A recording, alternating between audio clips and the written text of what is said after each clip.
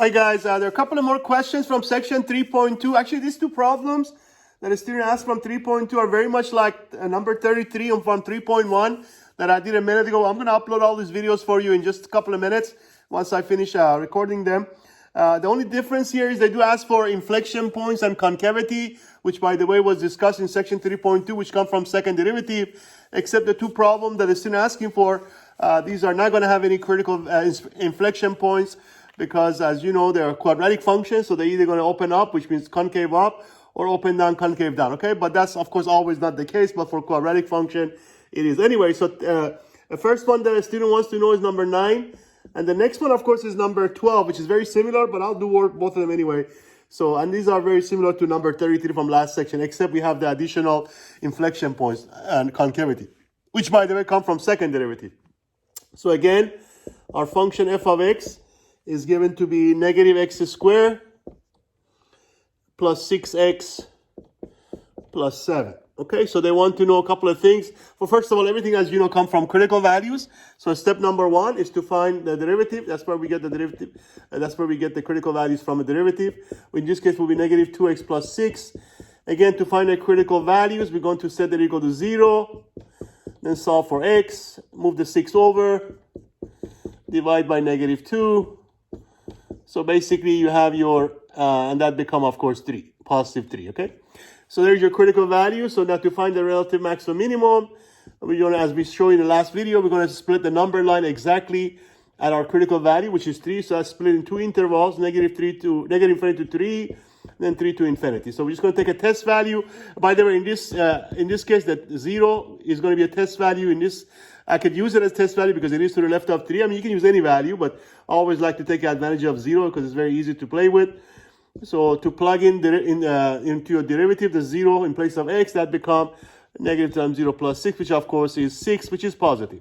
So we know our derivative is going to be positive on this first interval, which by the way also means the function is increasing there. And then 3 to infinity, I can pick 4. I mean, again, there are infinitely many choices, but 4 would be my choice. That's probably the easiest number to pick. So again, back to derivative, plug in 4 in place of x, and that gives you negative 8 plus 6, which of course is negative 2, which is negative. So now we know our derivative is negative. So you already know this is going to be, by the way, since it goes from increasing to decreasing, so there is going to be a relative max right there, which we'll find in a minute.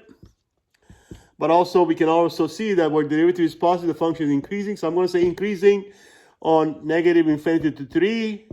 And then, of course, since the derivative is negative in this interval, it will be decreasing on 3 to infinity.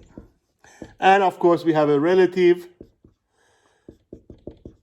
maximum this time at 3, and by the way, as we said, show you last example, to find the y-coordinate, you'll have to plug in the 3 in place of your x in the original function.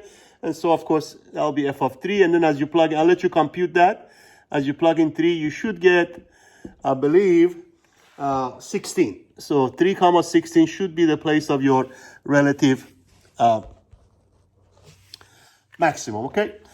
Now, in this case, to answer the question about concavity and all that good stuff, so let me go ahead and, since we already know basically a very relative maximum going to happen, I'm going to take these off. So now we're going to go to second. Don't forget, for the concavity and inflection point, you do have to worry about second derivative. So I'm going to go ahead and do the same thing find the second derivative first, so we can look for inflection points, if there is any. Of course, here we find out there is none here, but so f double prime becomes negative 2, right? Because the derivative of negative 2x negative 2. And by the way, this is always going to be negative. There is no x. And anytime your second derivative is negative, that means your function is always going to be, the graph is going to be always concave down. And by the way, it doesn't depend on x, so it's going to be concave down everywhere, which is again on the entire number line, which is negative to infinity. And also because it doesn't change, remember, to have inflection points, the concavity must change. Of course, here it doesn't change. So we can also say there is no inflection point. So the only significant point here will be your relative maximum, which is at 3, 16. So now we're also ready to graph it. Don't forget, it's increasing and then becomes, of course, decreasing as you pass through 316. And that's what's going to be your relative maximum. Let me go ahead and graph it for you also.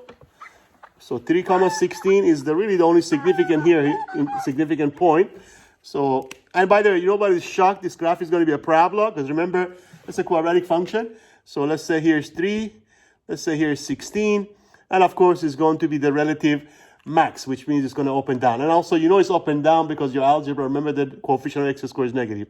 And that's good enough, as long as you have a parabola starting at 3, 16, and of course going down, okay? So next question was number 12, which is very similar, but I'll go ahead and make another video on that one, okay? So that should answer all the questions for number 9 and 3.2.